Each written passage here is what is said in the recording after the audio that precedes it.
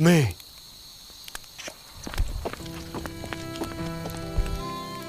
妹，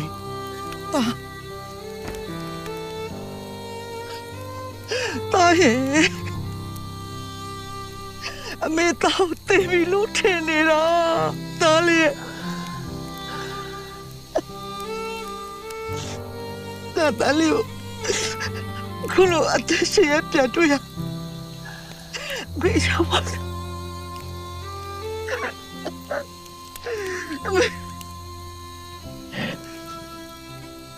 ဒါပေမဲ့သားရဲ့နှုတ်ကိုရအမရွာထဲကလူတွေအတောင်မုန်းနေတာလေတာခုလူတွေလောက်တော့ပုံမုန်းပါပေါ့ဘာလို့အဲ့လိုတွေလောက်နေရတာလဲသားရဲ့မင်းကိုပြောပါဦးသားရဲ့ဘာလို့လောက်ရတာလဲလို့妹耶，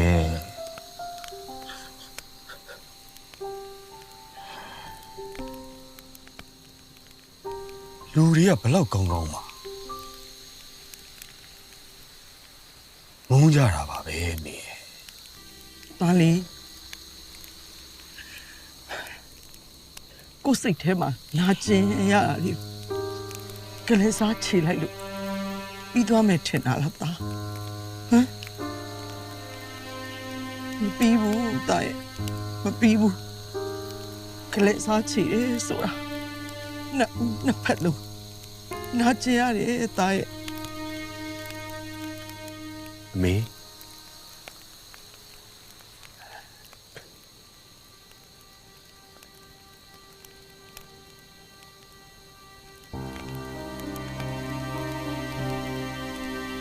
အလေးမေရဲ့ဒုတမေကိုအလွယ်နေတာကြာပြီမေအလွယ်နေတာကြာပြီ